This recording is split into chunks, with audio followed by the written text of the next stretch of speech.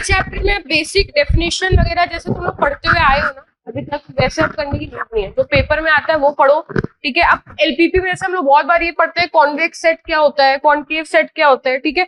उसका बहुत ज्यादा एप्लीकेशन अब नहीं पूछता है सीईटी एग्जाम में, तो थ्योरेटिकल बहुत ज्यादा नहीं जानना है। क्वेश्चन किस टाइप के आते हैं, ऑब्जेक्टिव फंक्शन को मैक्सिमाइज करो, मिनिमाइज करो। अगर तुम्हारे पास थ्योरेटिकल क्वेश्चन भी आ रहा है तो वो आता है कि फिजिबल सोल्यूशन किस केस में नहीं होगा, किस केस में अनबाउंडेड होगा, किस केस में बाउंडेड होगा, तो ये सब चीजें पढ़ो अब, ठीक है। जनरली जानना कि कॉन्वेक्स सेट क्या होता है उसका कोई मतलब नहीं है, ना वो पेपर में पूछता है, ना इस इन्फॉर्मेशन से तुम बहुत कुछ आगे करने वाले हो, ठीक है। तो अब जो चीज मैटर करती है वो पढ़ना है, फालतू की चीजें इग्नोर कर देनी है। तो एलपीपी में सबसे पहले लीनियर प्रोग्राम प्रॉब्लम में होंगी क्या क्या चीजें, 5-4 तुम्हें डेफिनेशन पता होनी चाहिए, ठीक है। सबसे पहला डेफिनेशन क्या आता है, ऑब्जेक्टिव फंक्शन का। ऑब्जेक्टिव फंक्शन क्या होता है, पेज नंबर क्या है,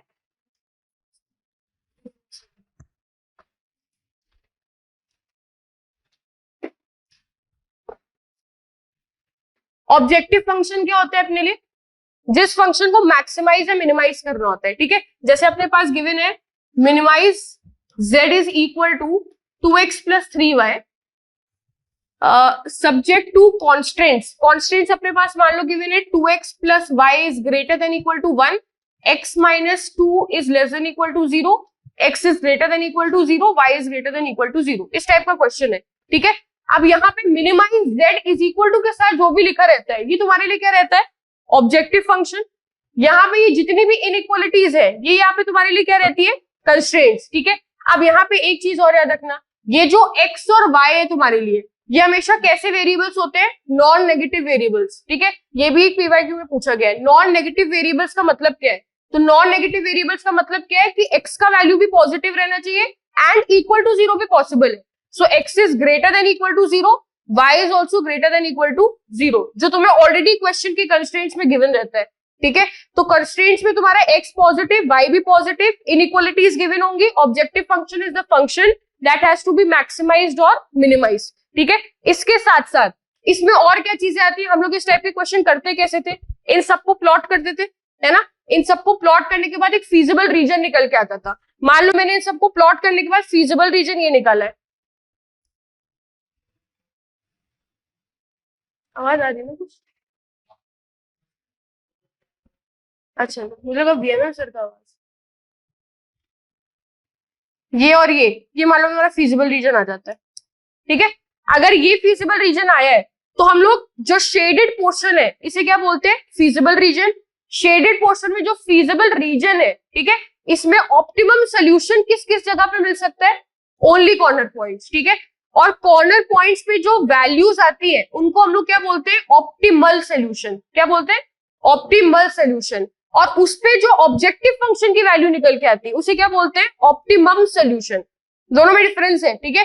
कॉर्नर पॉइंट की वैल्यू को क्या बोलना है, ऑप्टिमल, और जो वैल्यू निकल के आती है उस कॉर्नर पॉइंट पे उसको क्या बोलना है, ऑप्टिमम, ठीक है। ये क्वेश्चन भी पूछा गया सिटी में कि ऑप्टिमम वैल्यू कहां पे निकल के आती है, तो ऑप्शन क्या लिखना है उसमें, at least one of the corner points, और कहीं नहीं निकल सकता, ठीक है। कहां पे आएगा, कॉर्नर पॉइंट्स पे ही आएगा, ठीक है। अब इसमें हम लोग पहले ये देख लेते हैं कि ग्राफ प्लॉट कैसे करने हैं, ठीक है। अब देखो इसमें 3 केसेस बन सकते हैं। अगर मैंने बोला है x greater than equal to 3 का ग्राफ प्लॉट करो, तो ये तो बहुत सिंपली कर सकते हो। कैसे करेंगे, x एक्सिस और y एक्सिस बनाएंगे, ठीक है। x इज इक्वल टू 3 कहां होगा, राइट साइड पे होगा, तो x इज इक्वल टू 3 की लाइन बना दी। ये लाइन क्या रिप्रेजेंट कर रहा है, x is equal to 3। Greater than 3 वाला पार्ट कौन सा होगा, जो 3 से भी राइट पे, ठीक है। तो ग्रेटर देन 3 में ये वाला रीजन आ जाएगा। क्या ये रीजन बाउंडेड है, बाउंडेड का मतलब क्या होता है, रिस्ट्रिक्टेड। उसका स्टार्टिंग और इनिशियल पॉइंट कुछ एग्जिस्ट करता है, क्या इसका लैटर पार्ट एग्जिस्ट करता है, नहीं करता है, तो ये अनबाउंडेड रीजन है, ठीक है। तो x greater than equal to 3 का ये ग्राफ है विच इज अनबाउंडेड। इसी में अगर मैं बोल दूं y less than equal to 1 का ग्राफ बनाओ, तो क्या बनाओगे, y is equal to 1 line ये बन जाएगी, लेस देन इक्वल टू 1 मतलब 1 से नीचे, तो ये वाला पार्ट आ गया।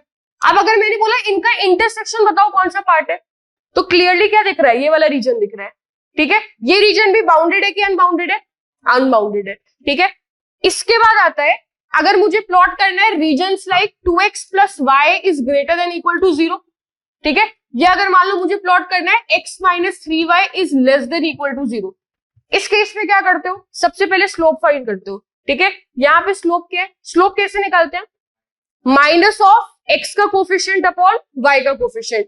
इस केस में क्या बनेगा, स्लोप -2। इस केस में स्लोप क्या बनेगा, 1/3 बनेगा।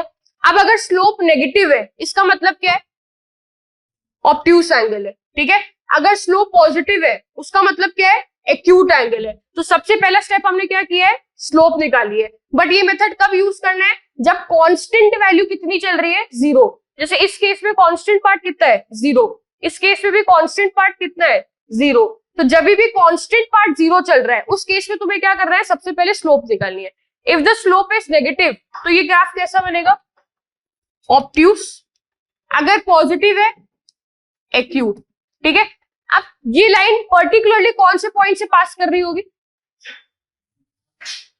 ऐसा एक पॉइंट जो स्पेसिफिकली इस लाइन पे लाई करता है, 0,0। कांस्टेंट पार्ट है नहीं ना इसके पास, तो ओरिजिन इसको हमेशा सेटिस्फाई करेगा, ठीक है। तो अगर ओरिजिन इसको हमेशा सेटिस्फाई करेगा, तो दो ही टाइप की लाइंस पॉसिबल है, या तो लाइन ऐसी बनेगी, हाँ कि नहीं, या फिर लाइन ऐसी बनेगी। दिख रहा है कि नहीं दिख रहा है, अगर लाइन ऐसी बनती है तो एंगल कैसा है, एक्यूट। अगर लाइन ऐसी बनती है तो एंगल कैसा है, ऑब्ट्यूस। इस केस में एंगल क्या लिखा है हमने, ऑब्ट्यूस। तो ये लाइन कैसी बनेगी, ऐसी बन जाएगी, ठीक है। अब कौन से पार्ट की बात कर रहा है ये, इनइक्वालिटी के थ्रू, ये कैसे आइडेंटिफाई करोगे, जैसे इसने बोला है ग्रेटर देन इक्वल टू 0, तो आइडेंटिफाई कैसे करोगे, अगर ये लाइन बनी है तो ऐसा कौन सा पार्ट है जिसके पर्टिकुलरली ऊपर है, ऐसा कौन सा पार्ट है जो लाइन के हमेशा ऊपर है, फर्स्ट क्वाड्रेंट, दिख रहा है। और कौन सा ऐसा पार्ट है जो इस लाइन के हमेशा नीचे है, थर्ड क्वाड्रेंट। अगर तुम फर्स्ट क्वाड्रेंट से कोई भी जनरल पॉइंट उठा लो, ठीक है, और वो पॉइंट इस इनइक्वालिटी को सेटिस्फाई कर जाए, तो ये इनइक्वालिटी कौन से पार्ट की बात कर रही है, फर्स्ट क्वाड्रेंट वाले तरफ की बात कर रही है। अगर थर्ड क्वाड्रेंट का पॉइंट इसे सेटिस्फाई करता है, तो कौन से रीजन की बात हो रही है, नीचे वाले रीजन की, ठीक है। फर्स्ट क्वाड्रेंट का सबसे सिंपल पॉइंट क्या उठा सकते हैं, 1,1। 1,1 उठा के सब्स्टिट्यूट कर दो, तो 2 + 1 3 बन जाएगा। क्या 3 ग्रेटर देन इक्वल टू 0 होता है, बिल्कुल होता है, ठीक है। तो सेटिस्फाई कर रहा है, अगर सेटिस्फाई कर रहा है मतलब इस रीजन का हर एक पॉइंट सेटिस्फाई करेगा, ठीक है। तो ग्रेटर देन इक्वल टू 0 में कौन सा रीजन आएगा, ऊपर वाला रीजन। ये भी कैसा रीजन है, अनबाउंडेड, ठीक है। अब सिमिलरली तुम लोग इसका बनाओ, x - 3y is less than equal to 0।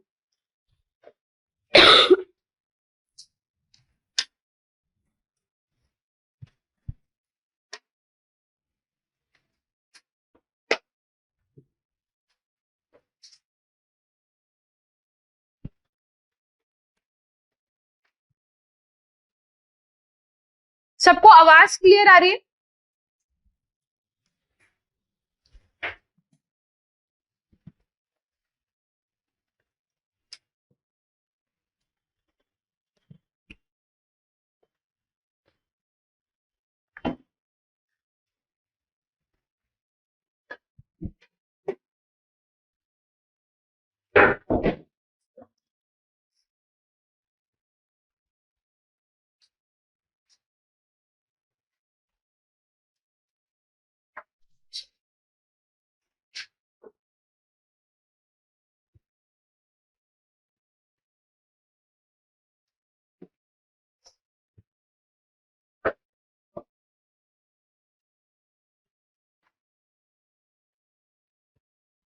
अब इसमें एंगल एक्यूट है तो लाइन ऐसी बन जाएगी, ठीक है। एक क्वाड्रेंट जो इसके परमानेंटली ऊपर है, वो क्वाड्रेंट कौन सा है, सेकंड, और जो हमेशा इसके नीचे है, फोर्थ। तो सेकंड क्वाड्रेंट का ही पॉइंट उठा लेते, क्या पॉइंट उठाओगे पढ़ते, सेकंड क्वाड्रेंट का ही पॉइंट बताओ, कोई भी पॉइंट चलेगा, any general point from second quadrant, बोलो तुम्हारा क्या नाम है, हाँ मोहित, सेकंड क्वाड्रेंट से पॉइंट उठाओ, -1 1, ठीक है। -1 उठा के डाल दो इसमें, -1 -3 आएगा, क्या बना ये, -4। क्या ये 0 से छोटा है, बिल्कुल 0 से छोटा है। अगर 0 से छोटा है तो सेटिस्फाई कर रहा है, तो कौन सा रीजन आ जाएगा, ऊपर वाला। सबको आया ये रीजन की नहीं आया है, जितने भी लोग ऑनलाइन अटेंड कर रहे हैं सबको आया, ओके। तो ये तुम्हें कब यूज करना है, when the constant part is equal to 0। तो तुम्हें क्या करना है, पहले स्लोप निकालनी है। If the slope is acute, line इधर बेंड कर जाएगी। If the slope is obtuse, line उधर बेंड कर जाएगी। फिर जो क्वाड्रेंट क्लियरली ऊपर या नीचे दिख रहा है उसमें से पॉइंट उठाओ। अगर पॉइंट सेटिस्फाई करता है तो वो रीजन लेना है, अगर सेटिस्फाई नहीं करता है तो उसका उल्टा वाला रीजन ले लेना है। इतना क्लियर है। अब एक तीसरा केस बनेगा, x प्लस 3y या 2y less than equal to 4 ले लेते हैं। यहाँ पे कांस्टेंट पार्ट आ गया, ठीक है। जब कांस्टेंट पार्ट आ जाएगा, पहला स्टेप तो यही रहेगा कि तुम्हें इंटरसेप्ट निकालना है। इंटरसेप्ट निकालने का मतलब क्या है कि ये लाइन एक्स एक्सिस को कहां कट कर रहा है और वाई एक्सिस को कहां कट कर रहा है। एक्स एक्सिस को कहां कट कर रहा है ये कैसे निकालते हैं, y0 डाल के, और y को कहां कट कर रहा है वो कैसे निकलेगा, x0 डाल। तो बताओ कहां कट करेगा, x को 0 डालो तो 2y 4 के इक्वल हो जाएगा। y का वैल्यू कितना आ गया 2, मतलब ये 2 पे कट कर रहा है, ठीक है। और एक बार y को 0 डाल दो, x का वैल्यू कितना आएगा 4। ये लाइन बन जाएगी। इसका स्लोप क्या है, एक्यूट है ऑब्ट्यूस है, ऑब्ट्यूस है, ठीक है। अब यहाँ पे हमें क्या फाइंड करना है कि ये कौन से रीजन की बात कर रहे हैं। जैसे ही कांस्टेंट इन्वॉल्व हो जाता है, आइडेंटिफाई पॉइंट कौन सा होता है, ओरिजिन, ठीक है। यहाँ पे हम किसकी बात करते हैं, the region is towards the origin और अवे फ्रॉम ओरिजिन, ठीक है। तो तुम्हें क्या सब्स्टिट्यूट करना है यहाँ पे 0,0, 0,0 यहाँ पे डाल दो, तो 0 + 0 0 हो गया, 0 लेस देन इक्वल टू 4 आ गया। क्या ये सही बात है, बिल्कुल करेक्ट है ना। इसका मतलब ओरिजिन इसे सेटिस्फाई कर रहा है। अगर ओरिजिन इसे सेटिस्फाई कर रहा है तो ओरिजिन कौन से रीजन में है, नीचे वाले रीजन में, तो कौन सा पोर्शन आ जाएगा, नीचे वाला। क्लियर है। तो यहाँ पे डिसाइडिंग पॉइंट किसको लेना है, ओरिजिन को। ये वाली लाइन बनाओ,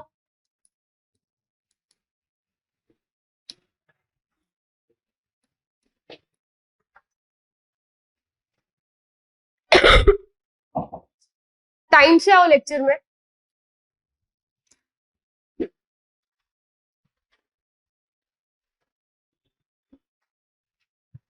तुम ओरिजिनली भी विराज के स्टूडेंट हो, 2 साल यहाँ पे थे तुम, मान पड़ा।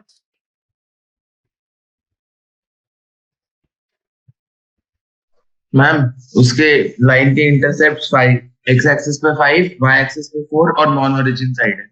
Okay correct. कौन है ये, नाम पढ़ो। अर्णव वैद्य। वैद्य, बोर्ड्स के लिए बहुत अच्छे से पढ़ लिया लग रहा है वैद्य।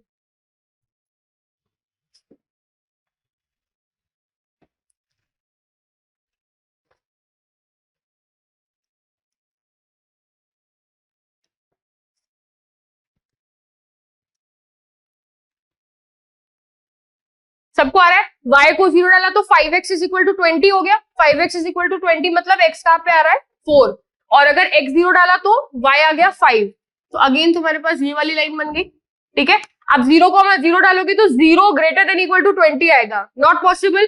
तो ओरिजिन वाली साइड नहीं लेनी है, नॉन ओरिजिन साइड लोगे तो ऊपर वाला रीजन आ जाएगा। इतना क्लियर है, ठीक है। अब ये सारी नॉलेज यूज करके पूरा मिनिमम मैक्सिमाइज का क्वेश्चन करना पड़ेगा, ठीक है। लिखो जैसे पहला क्वेश्चन,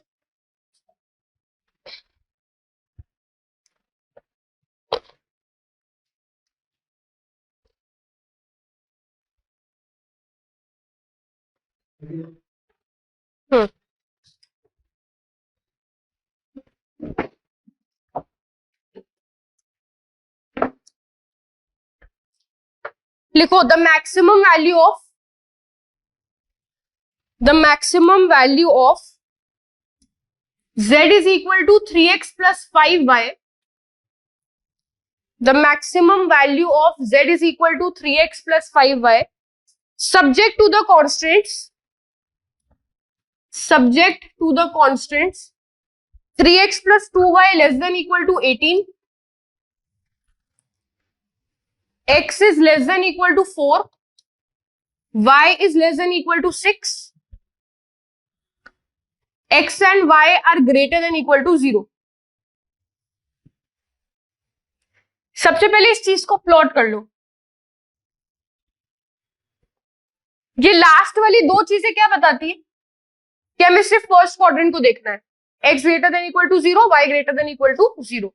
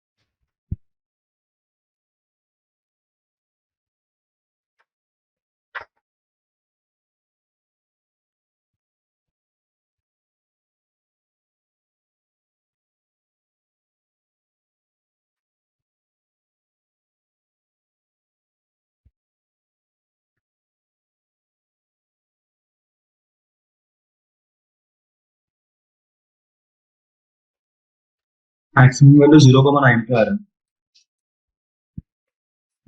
पॉइंट नहीं, उस पे ऑब्जेक्टिव फंक्शन की वैल्यू निकालो कितनी आ रही है।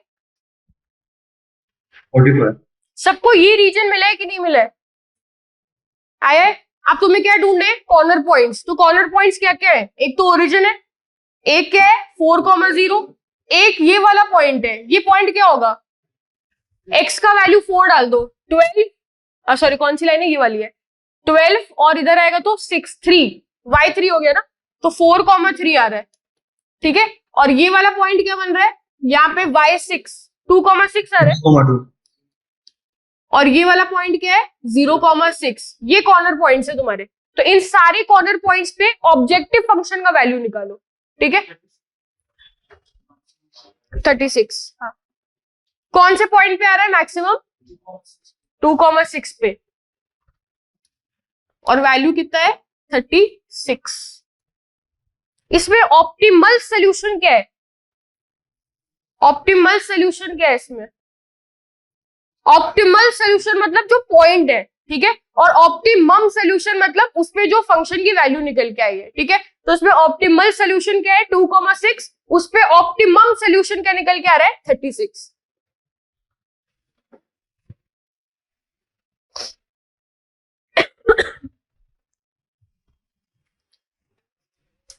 अब यहाँ पे दो तीन चीजें तो तुम्हें याद रखनी है। अगर मान लो 4,3 और 2,6 दोनों पे वैल्यू 36 आ जाती, ठीक है, क्या होगा? कोई भी दो कॉर्नर पॉइंट्स पे ऑप्टिमम वैल्यू निकल के आ रही है। जैसे क्वेश्चन में मैक्सिमाइज बोला है, 2,6 पे भी मैक्सिमाइज हो गया, 4,3 पे भी मैक्सिमाइज हो गया। अब तुम्हारे पास चार ऑप्शन है क्वेश्चन में। ठीक है, पहला ऑप्शन उसने बोला है यूनिक सोल्यूशन, दूसरा ऑप्शन उसने बोला है 2 सॉल्यूशंस, तीसरा बोला है नो सोल्यूशन, चौथा बोला है इनफाइनाइट सॉल्यूशंस। तो क्या आंसर टिक करके आओगे? इनफाइनाइट Infinite सोल्यूशन, क्योंकि solution. वो दोनों लाइंस पे सेम वैल्यूज मिलेंगे Correct. कनेक्टिंग लाइंस ठीक है, तो अगर तुम्हारे दो कॉर्नर पॉइंट्स पे वैल्यू सेम आ रही है, इसका मतलब क्या है? उस पूरी लाइन सेगमेंट पे वैल्यू कितनी रहने वाली है? 36 रहने वाली है। और इस लाइन सेगमेंट में कितने पॉइंट्स लाई कर रहे हैं? Infinite points. ठीक है, तो अगर कोई भी दो कॉर्नर पॉइंट्स पे वैल्यू सेम हो जाती है या ऑप्टिमम हो जाती है, तो हम लोग सोल्यूशंस कितने बोलेंगे? इनफाइनाइट। ठीक है, अगर अपने पास फीजिबल रीजन कुछ इस टाइप का आ जाता है, मान लो ऐसे मैंने 2-3 लाइंस बना दी है ऐसा, ठीक है, और मेरा ये फीजिबल रीजन आ जाता है। ठीक है, और इस फीजिबल रीजन पे क्वेश्चन पूछा गया है मैक्सिमाइज का, तो उसके पास भी चार ऑप्शन है। ठीक है, पहला ऑप्शन है नो सोल्यूशन, दूसरा ऑप्शन है अनफीजिबल सोल्यूशन, ठीक है, तीसरा ऑप्शन है solution is possible but the number of solutions are infinite. ठीक है, और चौथा है यूनिक सोल्यूशन। क्या बोलेंगे?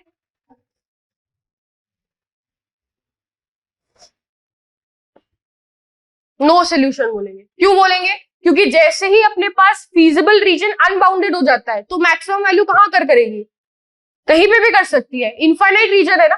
ठीक है, तो इस केस में तुम्हें क्या बोलना है? That the solution is not possible for the question of maximization. अगर इसी में मिनिमाइज का वैल्यू पूछता है तो तुम निकाल सकते हो। ठीक है, तो ऐसा नहीं है कि अनफीजिबल है, अनफीजिबल नहीं है क्योंकि फीजिबल रीजन दिख रहा है। ठीक है, बट जो चीज हमसे पूछी गई है दैट इज मैक्सिमाइज, वो पॉसिबल नहीं है इस चीज में। ठीक है, तो अगर तुम्हारा फीजिबल रीजन अनबाउंडेड आ रहा है तो क्वेश्चन हमेशा किसका होना चाहिए? मिनिमाइज का, मैक्सिमाइज का नहीं होना चाहिए। ठीक है, लिखो ये क्वेश्चन इस पे।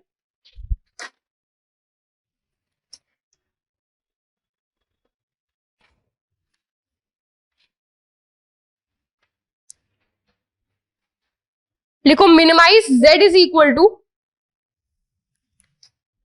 Minimize z is equal to 30x plus 20y, 30x plus 20y subject to x plus y less than equal to 8, x plus 2y greater than equal to 4, 6x plus 4y greater than equal to 12, x and y greater than equal to 0.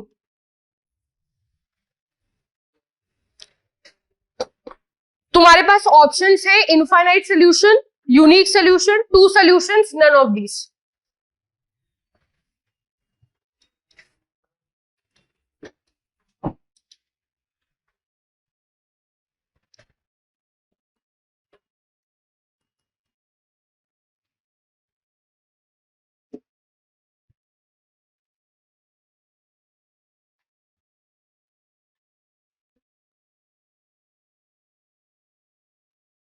AC का remote उधर कहीं रखा है क्या? हाँ बंद है ना, नीचे से बंद है।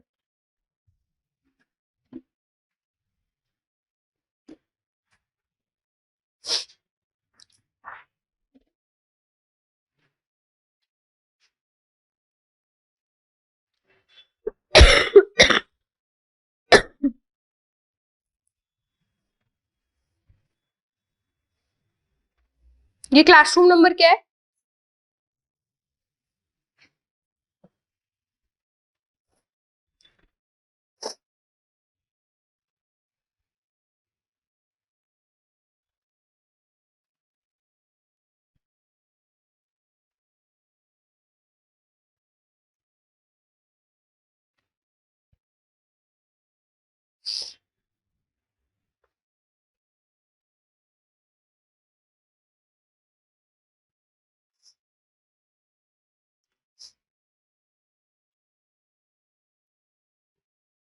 और इस टाइम पे जितने ज्यादा से ज्यादा डाउट पूछ सकते हो पूछो, ठीक है? अभी ये मत सोचना कि ये चैप्टर मुझे नहीं आता, सामने वाला टीचर क्या सोचेगा। इस टाइम थोड़ा बेशरम बनो, जो अगर बेसिक डाउट भी नहीं आ रहा है तो वो भी पूछो आके, ठीक है? क्योंकि ये तुम्हारा लास्ट अटेम्प्ट है किसी पेपर के लिए, अगर तुम सिर्फ प्योरली सीईटी के लिए प्रिपेयर कर रहे हो, ठीक है?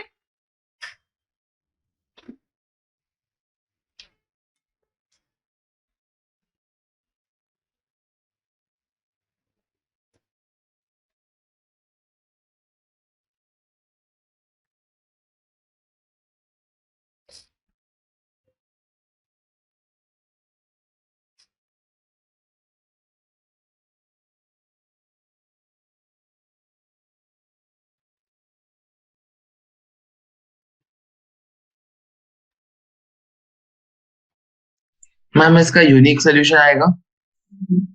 यूनिक सोल्यूशन तो नहीं है इसका आंसर। हम्म,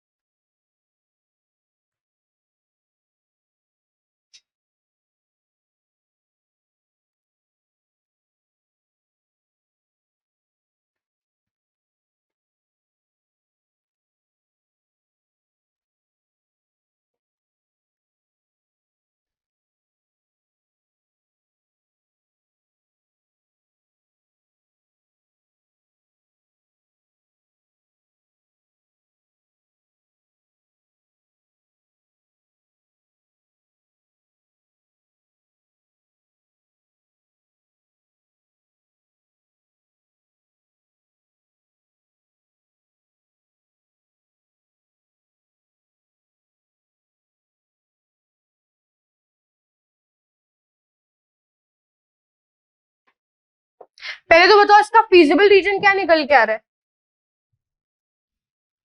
ऑप्शन है infinite solution, unique solution, two solutions, none of these. Infinite आ रहे हैं, 2 पॉइंट्स पे आ रहे हैं, 2 पॉइंट्स पे सेम वैल्यू आ रही है मिनिमम। फीजिबल रीजन क्या बन रहा है देखा ना? हम्म।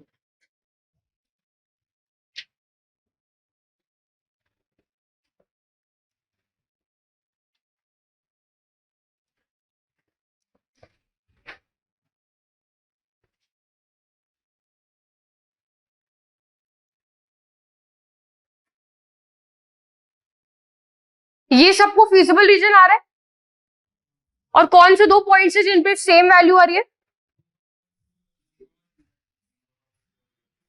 ये पॉइंट है क्या वो? इन दोनों पॉइंट पे सेम वैल्यू निकल के आ रही है। कितनी वैल्यू निकल के आ रही है? 16, 60, 60, 60 है फिर, ठीक है? तो 60 आ रही है, तो इस पूरी लाइन सेगमेंट पे वैल्यू कितनी होने वाली है? 60 होने वाली है। तो यहाँ पे सोल्यूशंस कितने आ गए? इनफाइनाइट। क्लियर है सबको? सब लोग सीईटी पीवाईक्यू में आ जाओ जिनके पास भी नया टारगेट है। जिनके पास पुराना है उनको ईयर बता दे रही हूँ 2004। देखो तुम्हारे बुक में है अगर ये क्वेश्चन की नहीं। 2004 का क्वेश्चन है एलपीपी इंक्लूड्स। पहला ऑप्शन है both objective function and constants which are linear. ये पुराना बुक है, एक बार दिखाना।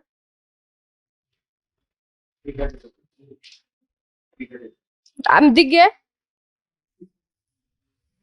नहीं, क्वेश्चन जो मैं बोल रही हूँ वो क्वेश्चन, हाँ।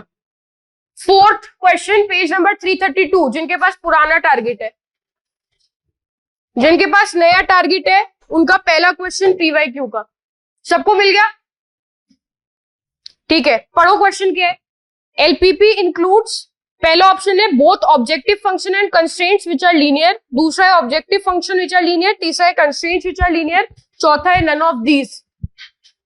लीनियर मतलब एक्स और वाई का डिग्री क्या रहना चाहिए? 1। क्या सारे क्वेश्चंस में हम ये नहीं देख रहे कि ऑब्जेक्टिव फंक्शन भी लीनियर है और कंस्ट्रेंट्स भी क्या चल रहे हैं? लीनियर। तो कौन सा ऑप्शन टिक होगा?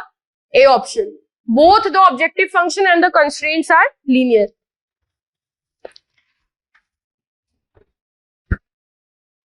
इसके बाद आओ क्वेश्चन नंबर 18। जिनके पास नया बुक है, जिनके पास नहीं है वो 2017 का क्वेश्चन है। ये 2017। The objective function LPP defined over the convex set attains it's optimum value. देखा पुरानी बुक में क्वेश्चन नंबर 12, नई बुक में क्वेश्चन नंबर 18। ठीक है, इसमें क्या बोला है? The objective function of LPP defined over the convex set attains it optimum value. Optimum value क्या होती है? जो फाइनल ऑब्जेक्टिव फंक्शन का आंसर निकल के आता है। ठीक है, ऑप्शंस पढ़ो। At least 2 of the corner points, all the corner points, at least 1 of the corner points, none of the corner points. क्या आंसर लिखोगे? See, at least 1 of the corner points. ये सब थ्योरेटिकल क्वेश्चन है। ठीक है, अगर आ जाता है बहुत चिंदी है, लेकिन कर लो एक बार। इसके बाद 2006 वाला एक क्वेश्चन है। 2006 के क्वेश्चन में आओ। The constraints of LPP are changed, then the value of the objective function. दिख रहा है क्या क्वेश्चन? 2006। अगर नहीं दिख रहा है तो लिख लो। The constraints of LPP are changed, the constraints of LPP are changed, then the value of the objective function,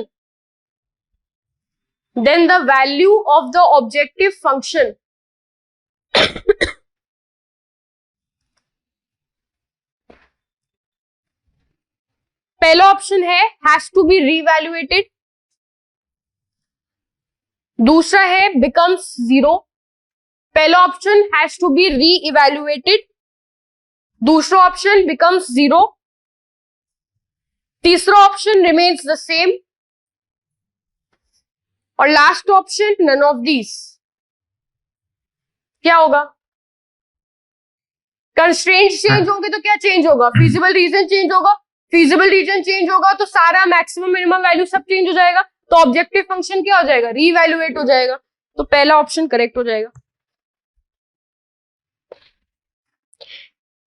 2020 में क्वेश्चन आया है, if LPP has optimum solutions at 2 consecutive corner points of a feasible region। दिख रहा है 2020।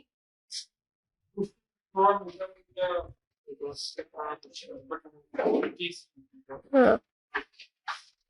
एक minute रुको, मैं नया वाले बुक का फोटो भेज देती हूँ ग्रुप पे।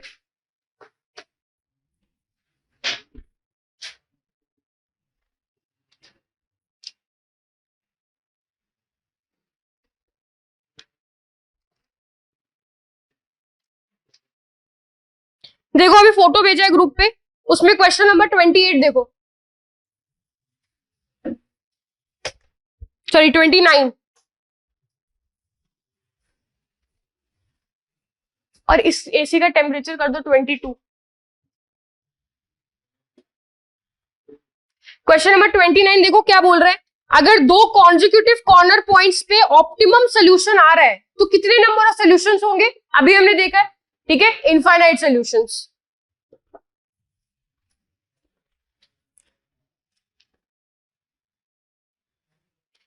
इसके बाद उसी फोटो में क्वेश्चन नंबर 31 दिख रहा है सबको, सॉल्व करो उसको।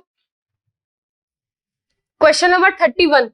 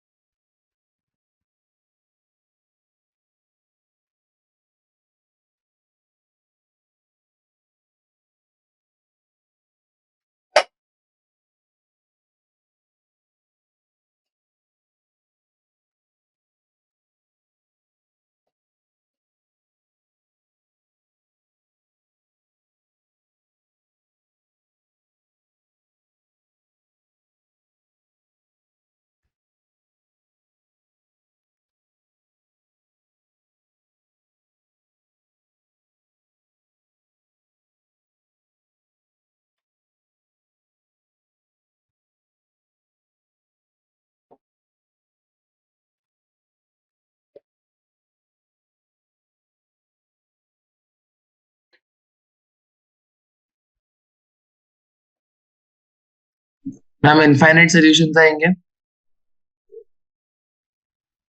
एक सेकेंड,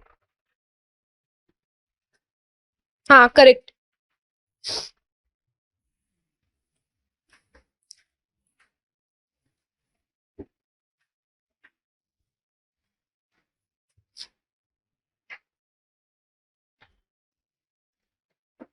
जिनका ये क्वेश्चन हो गया है, मैंने एक और फोटो भेजा है ग्रुप में, क्वेश्चन नंबर 32 सॉल्व करो। जिनका नहीं हुआ है वो टाइम लो, लेकिन एक क्वेश्चन का आंसर निकल के आना चाहिए।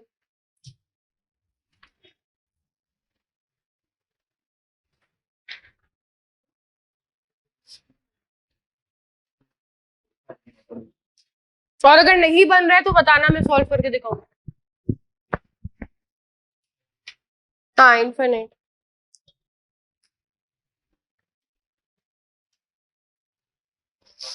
Thirty two.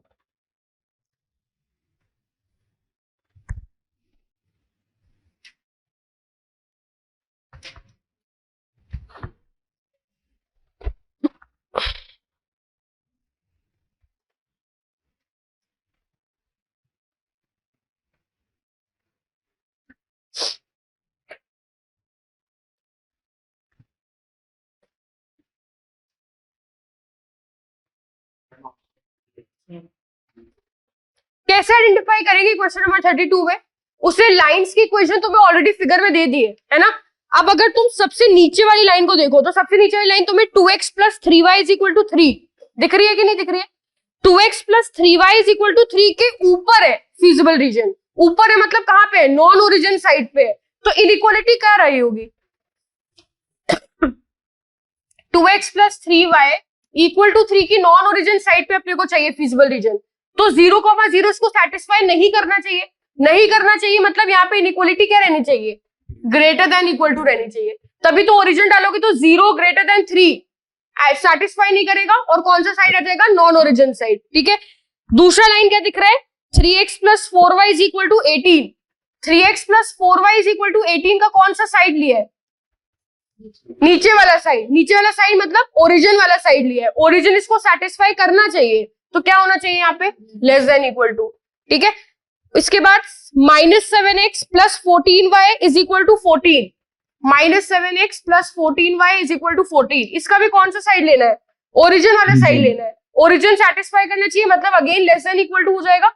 और लास्ट लाइन कौन सी लिखी हुई है, x minus 6y is equal to 3, इसका कौन सा साइड लिया है, ओरिजिन वाला Greater साइड than लिया है, non-origin. ओरिजिन वाला साइड लिया है ना यहाँ पे, ठीक है। तो इसका कौन सा इनइक्वालिटी सेटिस्फाई होना चाहिए, लेस देन इक्वल टू, यही आ रहा है। और सारी चीजें कौन से क्वाड्रेंट में है, फर्स्ट क्वाड्रेंट, तो एक फाइनल तो अपनी रहती है, ठीक है, x should be greater than equal to 0, y should be greater than equal to 0।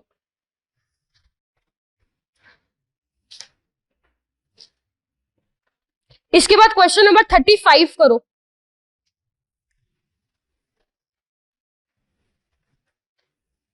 Question number 35।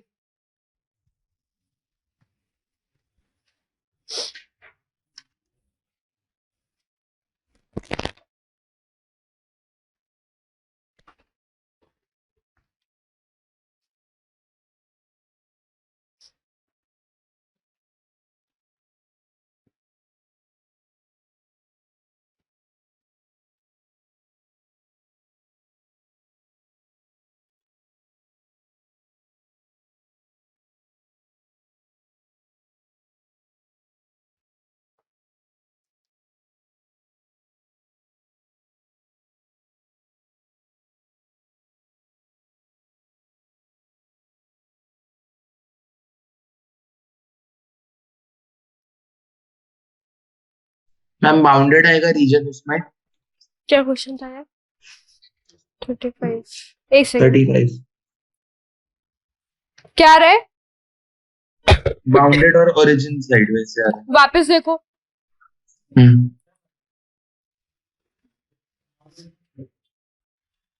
Non origin side आ रहा है, और बाउंडेड अनबाउंडेड, अनबाउंडेड, कौन सा ऑप्शन टिक करेंगे, बी,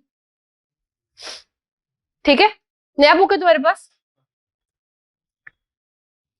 सबका बना है कि नहीं बना है, कैसा बन रहा है, फिजिबल रीजन दिखाओ, करेक्ट। इधर ऑनलाइन वाले कोई भी एक स्क्रीन पे अपना रीजन दिखाओ, तनिष तुम लोग देखना, यहां से कुछ दिख नहीं रहा है, ठीक है। इंटरसेक्ट नहीं कर रही लाइंस, ऐसे पैरेलल लाइंस बन रही है। मैंने बड़ा बनाया इसके लिए आपको ऐसे दिख रहा है। अरे इतना बड़ा बना दिया है कि लाइंस ही इंटरसेक्ट नहीं कर पा रही, काफी जूम इन हो गया है तो। नहीं, वैध,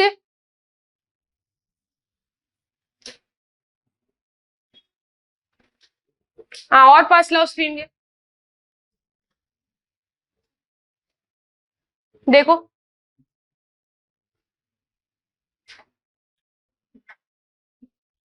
मैम मुझे एक डाउट था। हाँ पूछो।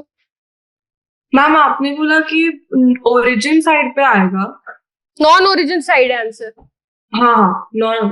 Unbounded and non origin side आ गया, ठीक है। एक फोटो और भेजिए ग्रुप पे, उसमें से क्वेश्चन नंबर 15 लगाओ।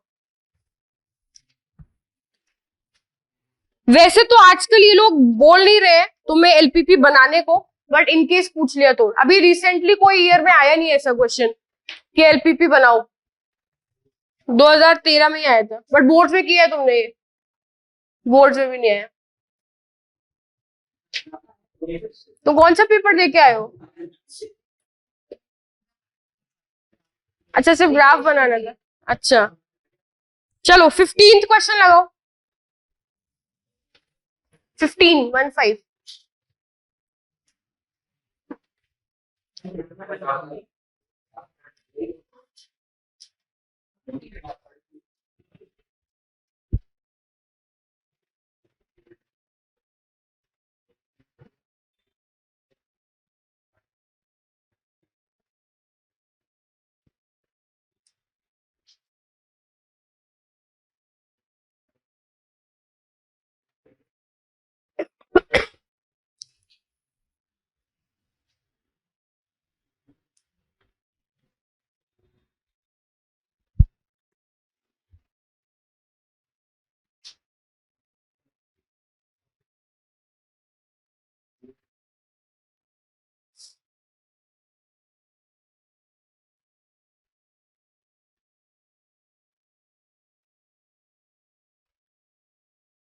क्वेश्चन ने क्या बोला है? A dealer wishes to purchase toys A and B, he has ₹580। Money का अपर कैप कितना है उसके पास? 580, ठीक है। और स्पेस कितना है स्टोर में? 40 आइटम्स का। A cost 75 and B cost 90। अगर हम लोग ये मान ले कि number of toys A x है और number of toys B y है, और अगर एक टॉय का वैल्यू कितना है? 75, तो एक्स टॉयज का कितना हो जाएगा? 75x। तो 75x प्लस बी वाले की कितनी वैल्यू है? 90, तो प्लस 90y। ये पूरी कॉस्ट मिला के मैक्सिमम कितनी हो सकती है? 580। तो एक तो ये कंस्ट्रेंट हो जाएगा, ठीक है। और उसके पास स्टोरेज के लिए स्पेस कितनी है? 40 आइटम। मतलब एक्स टॉयज और वाई टॉयज मिला के मैक्सिमम कितने हो सकते हैं? 40। तो एक्स प्लस वाई का वैल्यू भी कितना होगा? 40। अब नंबर ऑफ टॉयज कभी नेगेटिव हो सकते हैं क्या? नहीं, हमेशा या तो जीरो होंगे या फिर पॉजिटिव होंगे। तो तीसरी और चौथी कंडीशन जो हमेशा चलती है वो क्या है? x greater than equal to 0, y greater than equal to 0। Objective function देखो अब क्या बनेगा।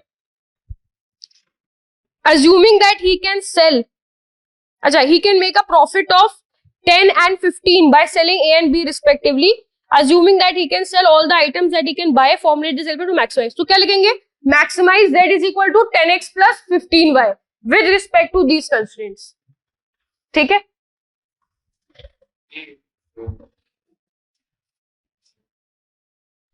मैम ऑप्शन ए आ रहा है फिर। हाँ, बहुत बढ़िया।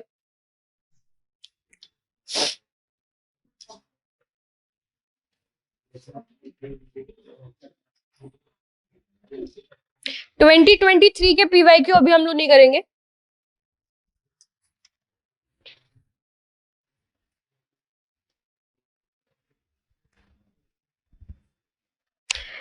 क्वेश्चन नंबर 30 सॉल्व करो। 30 30।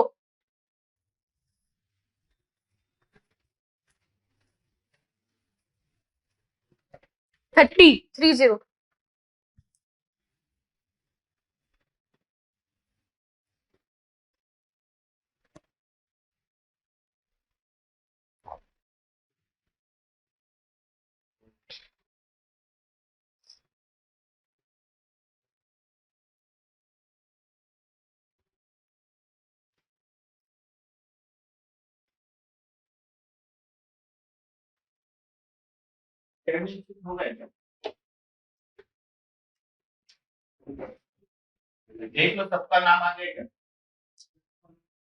टोटल स्टूडेंट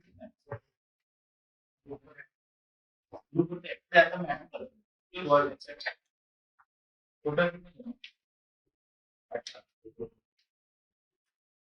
20 है ये, 2 लोगों का नाम नहीं है उसमें। और 2 दिन पूर्ण आपके गए दिखाना है एक बार। संदेश तुम लोग ने लिखा है। तुम्हारा नाम क्या है? नील का नाम नहीं है इसमें, लिख दो। तूने नाम लिखा है? अच्छा, हाँ है। तनुश्री, प्रार्थना, रश्मि, साक्षी, स्मित, मोहित, नील, यश, मानव, यश, ऋषित, संदेश, साहिल, शांतनु, सोहम, अर्नव, मोहसिन, आराध्य, आर्यन, गौरव। इनके अलावा और कौन है? कोई नहीं है इनके अलावा।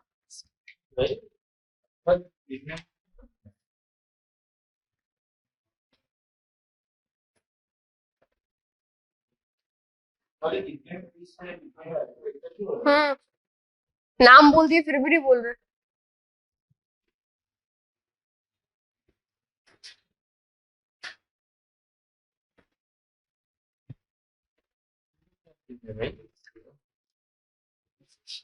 जादू तो नहीं ना? हाँ 7878। वाह वेरी गुड। मानव 8 के बाद वापस 7 आ जाता है। कौन है मानव? तुमने नहीं लिखा? किसने लिखा है मानव का नाम? ये सब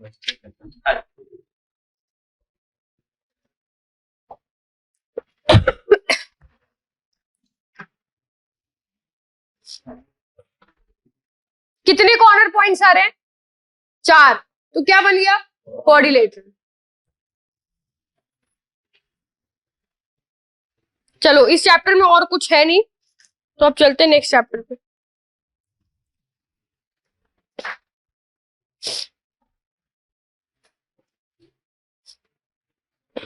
सबको आया है क्वाड्रिलेटरल फीजिबल रीजन में 4 कॉर्नर पॉइंट्स आ रहे हैं? नहीं आ रहा?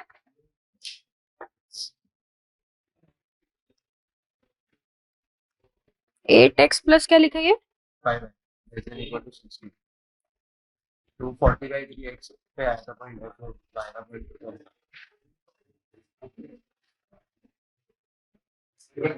ओरिजिन साइड 15/2 60/8 कहाँ तुमने प्लॉट किया? हाँ यहाँ पे। नहीं नहीं,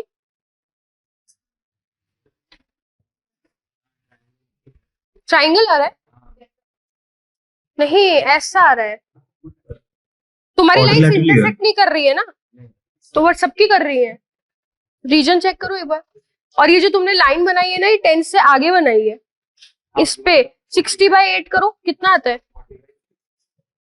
7.5. 60/8। हाँ, चलो लॉजिक पे आ जाओ।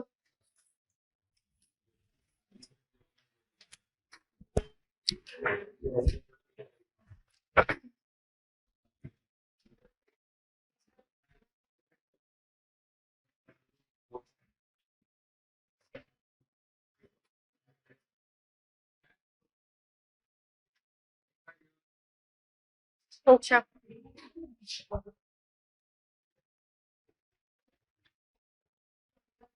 यार वापस पेज बोला।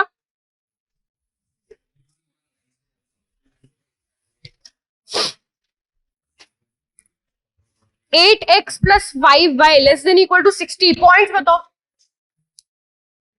8x plus 5y less than equal to 60, x को कहाँ कट करेगा? 7.5. x को 7.5 पे कट करेगा. यस, ठीक है। और y को कहाँ कट करेगा? 12 पे. ये लाइन बन गई, ठीक है। दूसरी लाइन पढ़ो क्या है? और इसका कौन सा रीजन लेना है? नॉन ओरिजिन साइड लोगे, क्योंकि ओरिजिन सेटिस्फाई कर रहा है, ठीक है। तो नीचे वाला पार्ट लेना है। दूसरे वाले में क्या है? 4x plus 5y less than equal to 40। x को कहाँ कट करेगा? 10 पे। 5y को 8। तो ये 10 हो गया, यहाँ पे हो गया 8। अब ये हो गया, ठीक है। इसको क्या ओरिजिन सेटिस्फाई कर रहा है? इसको भी कर रहा है, ठीक है। तो इसका भी नॉन, उसका भी ओरिजिन साइड, इसका भी ओरिजिन साइड। तो ये वाला शेडेड पोर्शन आएगा, है ना। अब इस पे कॉर्नर पॉइंट्स देखो, 1 2, एक ये 3 और एक ये 4 क्वाड्रिलेटरल। चलो लॉजिक पे आ जाओ।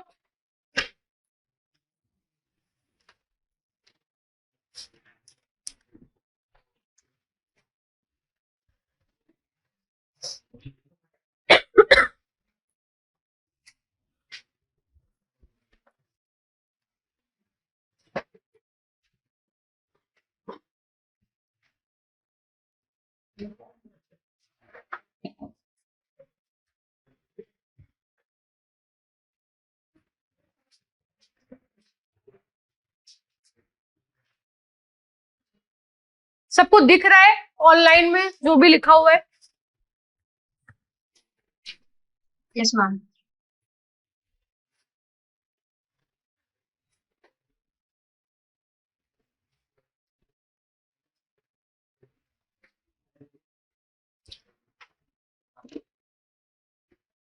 चलो ये सब तो पता ही है तुम्हें। स्टेटमेंट क्या होता है? हाँ सोहम, स्टेटमेंट क्या होता है? दो एक स्टेटमेंट दो। हाँ स्टेटमेंट सच्ची में फैक्ट हो सकता है। अच्छा अच्छा, एक ऐसी बात बताओ जो स्टेटमेंट नहीं है, जो सच्ची बात नहीं है। नहीं है।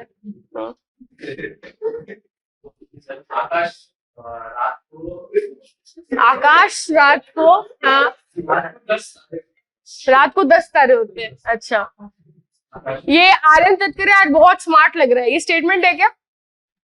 फॉल्स, सबके लिए फॉल्स हो गया ये, ठीक है। तो ये भी कोई भी चीज जिसपे ओपिनियन हो सकता है लोगों का, ठीक है, वो सब चीजें क्या है? Non statement. और जो चीज यूनिवर्सली ट्रू है वो सब चीजें क्या है? स्टेटमेंट। ये सब बातें सबको पता है। नेक्स्ट, ये सबको पता है ये वाला साइन किसका है? एंड।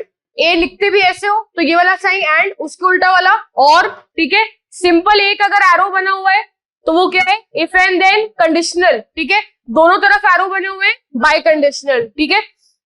अच्छा, कंडीशनल में जैसे अगर मैंने ऐसा लिखा है P इंप्लाइज Q, तो इसमें नेसेसरी स्टेटमेंट कौन सी होती है और सफिशिएंट स्टेटमेंट कौन सी होती है?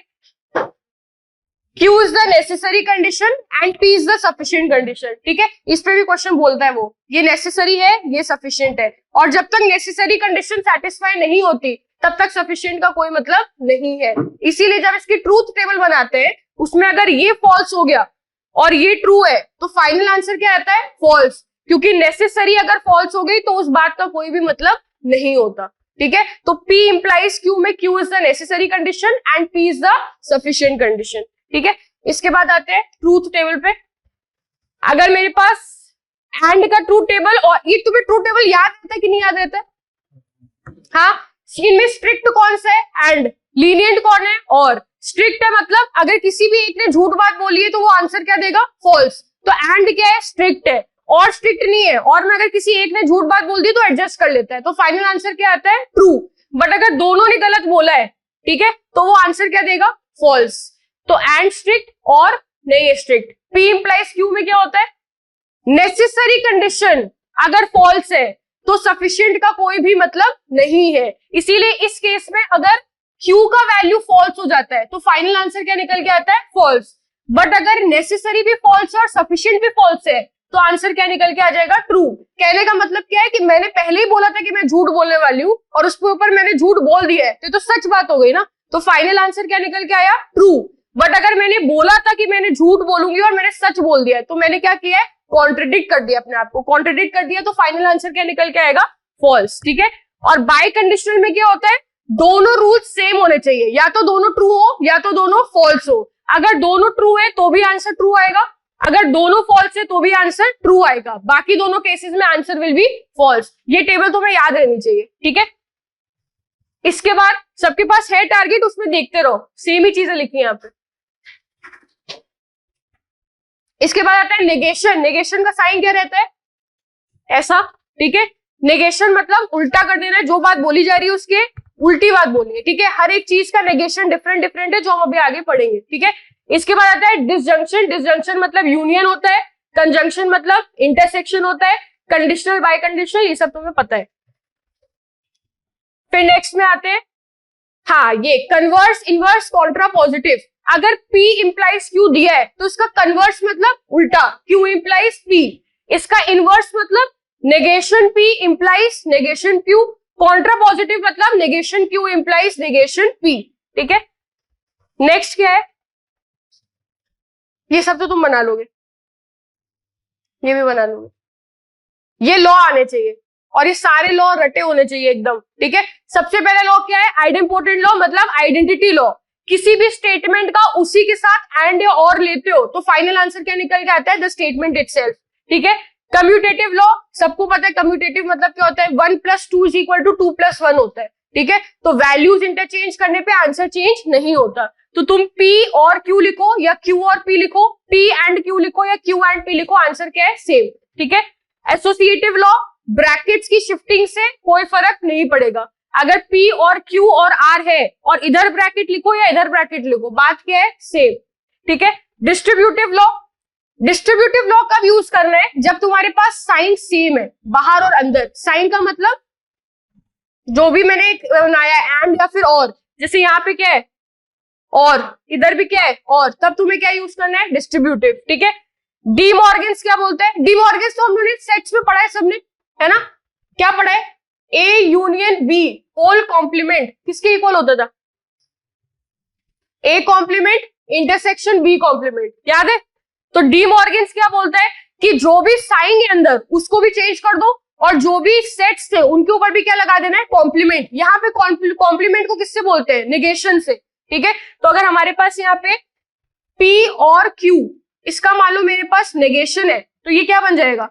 Negation P and negation Q। ये डी मॉर्गन्स है, ठीक है। सब टेबल में देखो तो तुम्हारी बुक में है। उसके बाद आता है आइडेंटिटी लॉ। आइडेंटिटी लॉ भी देखो क्या लिखा हुआ है। अगर P का एंड लिया है T के साथ तो स्टेटमेंट निकल के आएगा, फॉल्स के साथ लिया है तो आंसर हमेशा फॉल्स, ठीक है। P एंड फॉल्स, फॉल्स रहेगा, P और फॉल्स क्या रहता है? द वैल्यू जो भी है स्टेटमेंट की, ठीक है। कॉम्प्लीमेंट लॉ पता है तुम लोग को, अब्जॉर्प्शन लॉ वो भी निकल जाएगा, कंडीशनल बाय कंडीशनल। हाँ, इसमें ये चीज इंपॉर्टेंट है, बाय कंडीशनल लॉ। देखो सब अपने नोट्स में क्या लिखा है बाय कंडीशनल लॉ।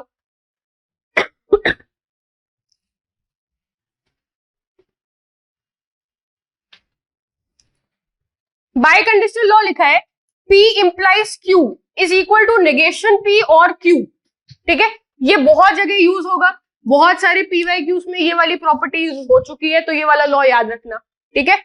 इसके साथ साथ ये P इंप्लाइज Q का और एक बाय कंडीशनल में P बाय कंडीशनल Q वाला लॉ भी लिखा होगा, चेक करो अपनी नोट्स में। क्या पेज नंबर है इसका? 117 नहीं, नया बुक में 170।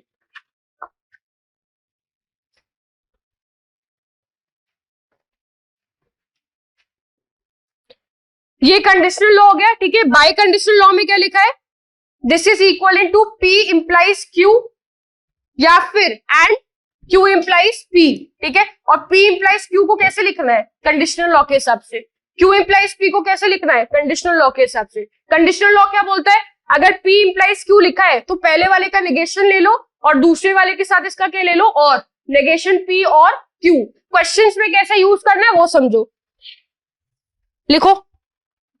अच्छा, एक लास्ट चीज, अगर अपने पास स्विचेस पैरेलल में है तो क्या यूज करना है? और अगर एक ही साथ आगे आगे लिखे हुए तो एंड। आप लिखो क्वेश्चन। हाँ, एक और चीज, ऑलवेज ट्रू स्टेटमेंट को क्या बोलते हैं? टोटोलॉजी। ऑलवेज फॉल्स फैलेसी या कॉन्ट्रडिक्शन, ठीक है। जो दोनों में से कुछ भी हो सकता है, आधा आधा चलता है, कंटिजेंसी।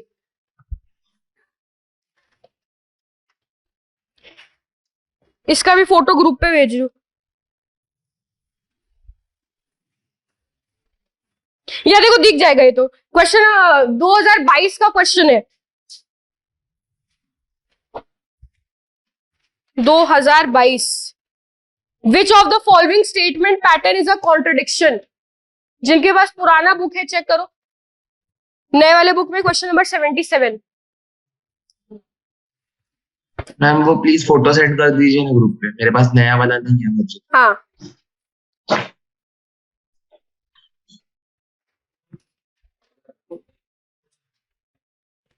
इरेजर है क्या किसी के पास? इसमें बहुत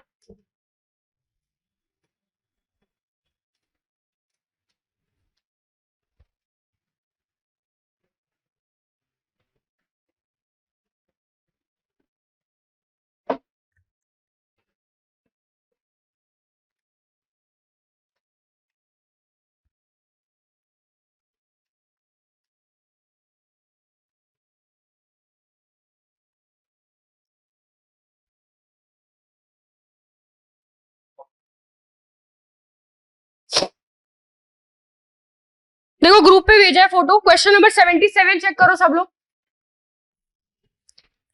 which of the following statement pattern is a contradiction? अब तुम लोग ये चीजें बहुत बार लेक्चर्स में भी पूछ चुके हो कि इस टाइप का क्वेश्चन आएगा तो क्या करेंगे, क्या हमें टेबल बनानी पड़ेगी, है ना? क्या हमें देखना पड़ेगा वैल्यू सब्स्टिट्यूट करके? तो उसका आंसर इज यस, करना ही पड़ेगा, और कोई ऑप्शन नहीं है, ठीक है। कोई शॉर्ट ट्रिक नहीं है इस क्वेश्चन में। 77।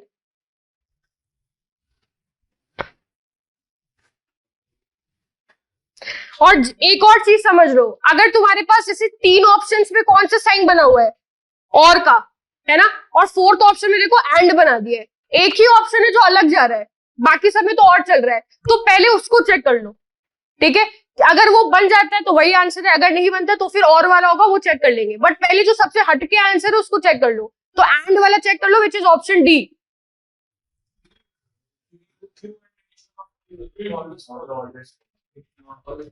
ठीक है। और अब उसमें बैक जाओ, 77 के बाद 76, 75, 74 लगाओ। और लॉजिक से नेगेशन वाले क्वेश्चन बहुत आते हैं। What is the negation of this, negation negation बहुत पूछता है।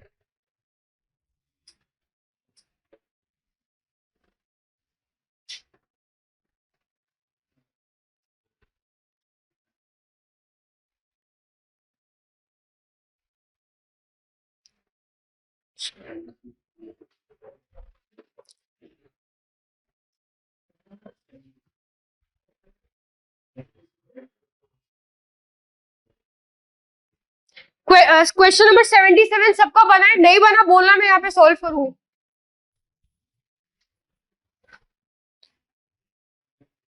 77 के डी पार्ट में हमें क्यू एंड नेगेशन क्यू दिख रहा है।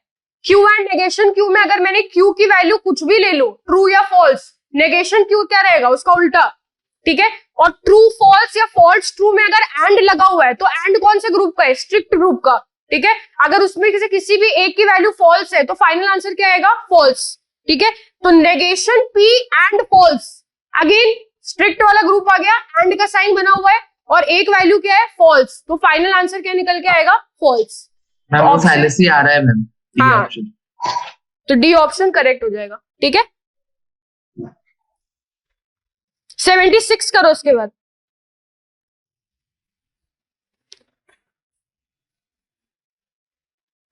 ये भी बहुत सिंपल है, दिख रहा है कि नहीं दिख रहा है? 76 में क्या बोला है? P इंप्लाइज Q और R। इसमें कौन सा लॉ लगाओगे? हाँ, कंडीशनल लॉ लगा दो, हाँ सी आ जाएगा। तो P इंप्लाइज Q और R क्या बोलेगा? ये वाली चीज है, ये नेगेशन P और Q और R बोल रहे हैं। अब जब भी और वैल्यू है तो नेगेशन P इसके पास भी जाएगा, नेगेशन P इसके पास भी जाएगा, ठीक है। नेगेशन P और Q, ये लिखा हुआ है नेगेशन P और Q, इसका वैल्यू क्या होता है? P इंप्लाइज Q, तो ये क्या बन जाएगा? P इंप्लाइज Q और ये क्या बन जाएगा? P implies R। दिख रहा है सी ऑप्शन में, ठीक है। बीच में कौन सा साइन है? और का साइन है। 75 करो।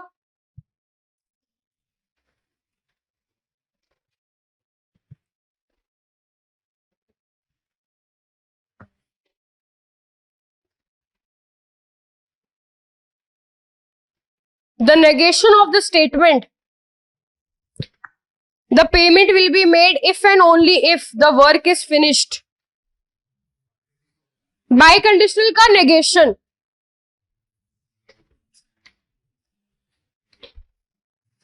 बाइकंडीशनल का नेगेशन क्या होता है?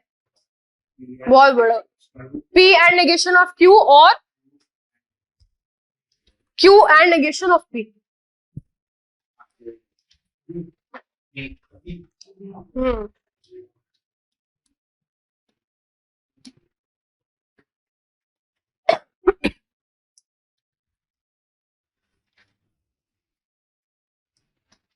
ये होता है law. The payment will be made if and only if the work is finished. P statement क्या है? Payment will be made. Q statement क्या है? Work is finished in time, ठीक है। तो अब ये क्या बोल रहा है? Payment will be made and work is not finished in time. Negation क्यों क्या होगा? Work is not finished in time.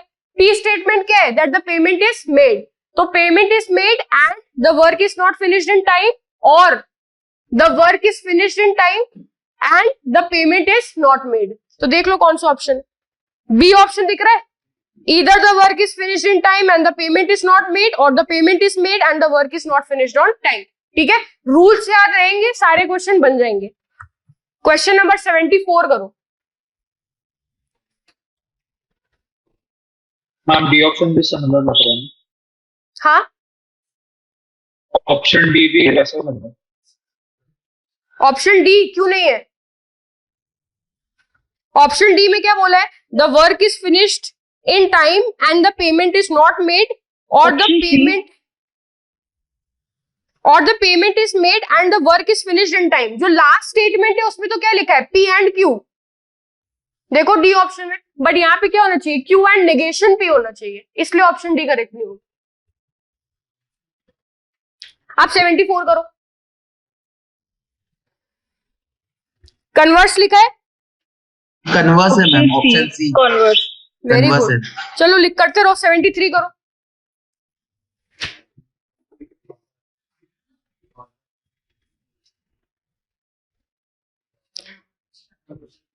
पढ़ते क्वेश्चन नंबर 73 में, हाँ 2 मिनट लो तुम, कोई दिक्कत नहीं है। बट स्टेटमेंट पी का ट्रूथ वैल्यू क्या है? ट्रू है. Very good. Statement P is true. What is a prime number पढ़ते हैं.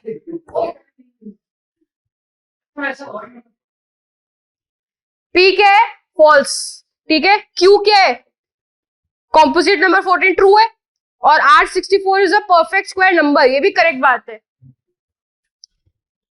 तो P false, Q true, R भी ट्रू. देख लो अब इनको सब्स्टिट्यूट करके.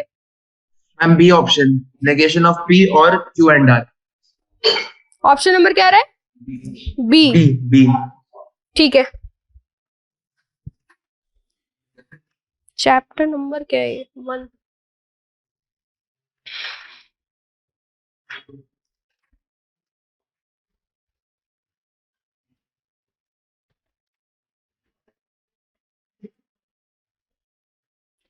सेवेंटी 73 का बी है आंसर. नेगेशन पी और क्यू एंड आर. तुम्हें फाइनल आंसर ट्रू चाहिए तो वैल्यू डाल के देख लो. ठीक है. करते रहो स्ट्रगल, क्यों देख रहे हो? करो 72 करो उसके बाद.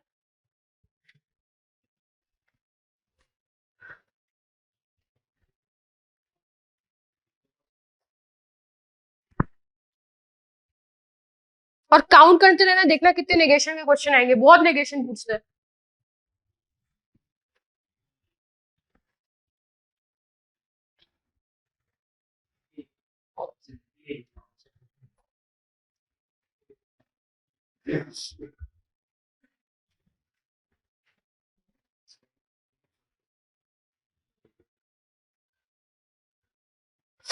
मैम कॉन्ट्रडिक्शन मतलब फैलेसी, राइट? करेक्ट.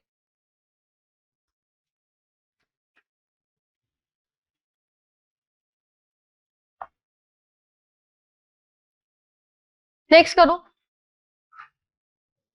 2022 के सारे कंप्लीट करो.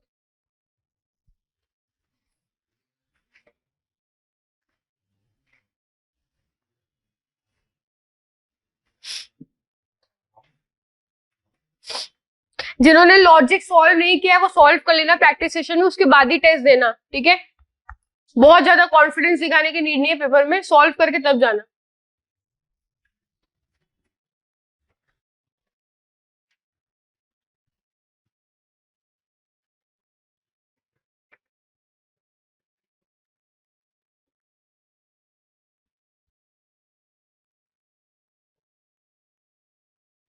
माना तुमने सॉल्व किया टारगेट अभी तक एक भी बार नहीं, तो तुम सॉल्व करना पहले. ठीक है. फिर देना प्रैक्टिस. तुमने क्या नाम था तुम्हारा?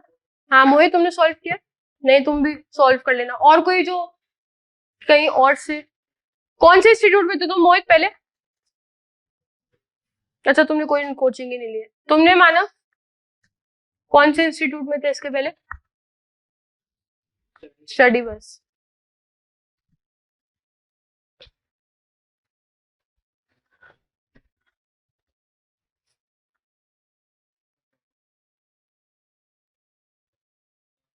$71 बी टोटोलॉजी. अच्छा, देयर एग्जिस्ट का नेगेशन क्या होता है? For all. फॉर ऑल का नेगेशन देयर एग्जिस्ट.